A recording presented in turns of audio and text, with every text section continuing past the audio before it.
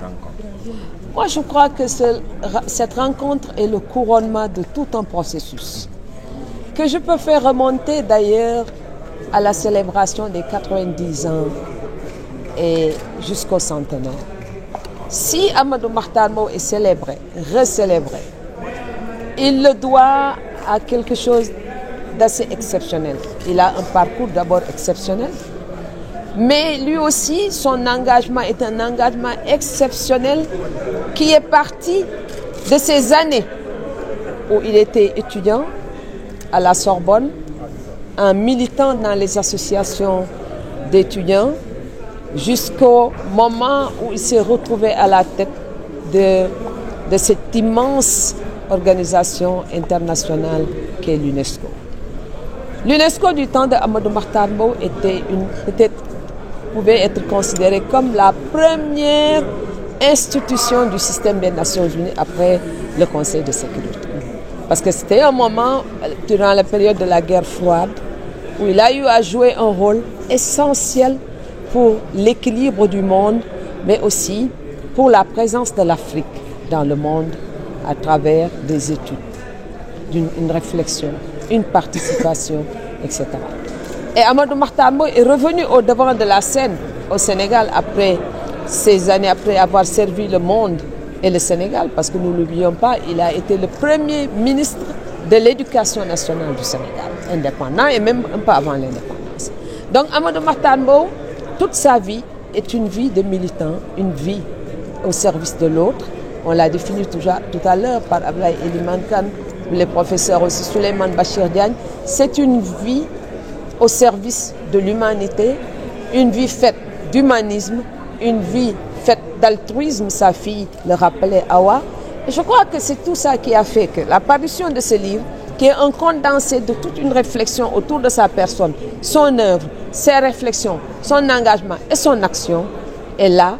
Et il n'y a pas plus actuel que le combat d'Amadou Mahtar Mbow, que ce soit autour du NOMIC, les droits humains, ou ici au Sénégal, ne l'oublions pas, les assises nationales, dont les conclusions jusqu'à présent interpellent le monde politique et le monde tout simplement des Sénégalais.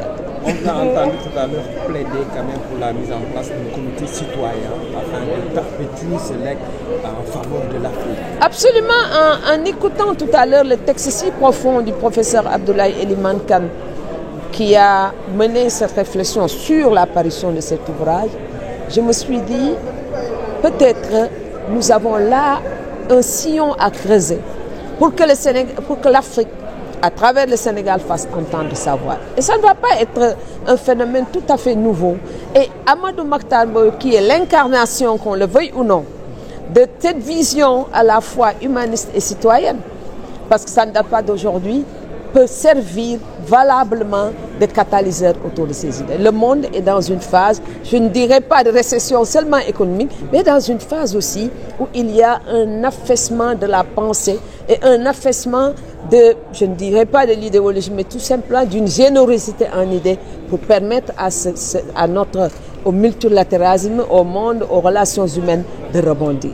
Après la guerre de l'Ukraine et la Russie, il faudra bien mettre en place un système. Parce qu'après la Deuxième Guerre mondiale, on a eu les Nations Unies qui aujourd'hui pataugent un peu dans les difficultés. Avant, on avait la Société des Nations. Mais aujourd'hui, pour repenser le monde, il ne faut pas que l'Afrique soit à la traîne. Et comment éviter que l'Afrique ne soit à la traîne?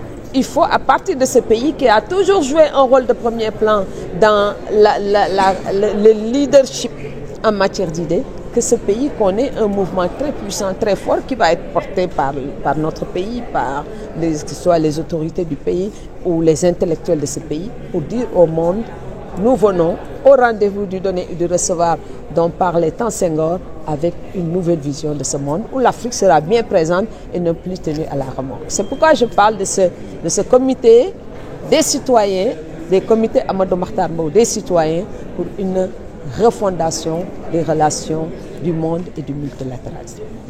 Vu les grands points qui constituent ce livre, est-ce que vous pourrez revenir sur la genèse du livre? La genèse du livre, ce sont les différentes communications qui ont été faites durant le colloque sur le centenaire. Pas seulement les communications, mais je suis frappée par l'interview que donne le Thierno Diop qui vient de nous quitter et qui a été directeur de cabinet d'Amadou Mahtar Mbow et qui a été son aîné aussi de quelques années. Le Thierno Diop, son interview, ça montre tout simplement qu'Amadou Mahtar Mbow n'a laissé personne indifférente. Et cette interview de Thierno Diop souligne, ou en tout cas symbolise, à la fois la vision de ses anciens collaborateurs, mais surtout de toute une génération par rapport justement à l'avenir de ce pays. Et je crois qu'à travers Amadou Mahtar Mbow, on a donné la parole à cet homme qui vient de nous quitter et qui représente un monument du Sénégal parce que c'est ce qui symbolise l'éducation nationale sous toutes ses formes.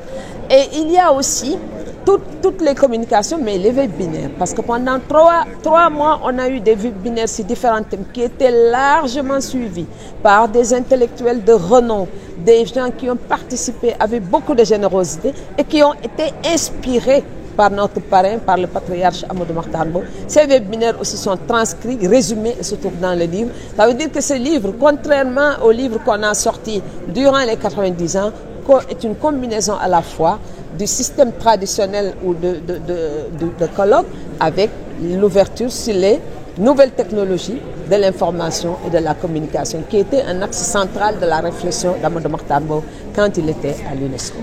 Le produit de la vente de cet ouvrage servira à financer en partie la fondation Amadou Mahtar Mbow pour les savoirs endogènes. Fondation qui est en phase finale de constitution et que nous espérons pouvoir voir les activités s'amorcer dès ce premier trimestre 2023. Donc nous vous incitons à lire ce livre. Il est, comme l'a dit Penda Mbow, le condensé des réflexions de très haute sommité lors du colloque du 20 mars 2021, lors du centenaire, et lors des webinaires où d'éminentes personnalités du monde entier ont eu à produire des réflexions extrêmement approfondies sur les domaines scientifiques, sociologiques, anthropologiques, historiques. Et je crois que la jeunesse de nos pays, la jeunesse africaine, la jeunesse du monde, est une source d'inspiration. Donc nous incitons, pour ceux qui le peuvent au niveau des entreprises aussi, d'acquérir la version de luxe. Et la version du livre normal est à 15 000 francs. Je reste donc dans les informations pratiques et on peut les trouver dans les librairies, les principales librairies de Dakar, Claire Afrique, Cap-Vent, Harmattan et autres. Donc voilà, merci beaucoup. Amadou Mahtar Mbow, un siècle qui éclaire l'avenir. Comment vous avez fait le choix de ce titre pour le recueil? Alors, ce titre, comme vous le savez, il y a un comité de célébration qui a travaillé pour l'avènement de l'événement international qui a été fêté il y a bientôt 2 ans, en mars 2021. Il y avait un comité scientifique qui était dirigé par Souleymane Bachir Diagne, qui comprenait des personnalités importantes, dont Penda et bien d'autres. Ce comité scientifique a décidé du contenu du livre et pour maintenant le titre, ça a été une proposition de Souleymane Bachir Diagne et qui a été adoubé par l'ensemble des membres, non seulement du comité scientifique, mais de l'ensemble du comité de célébration. Merci beaucoup. Merci.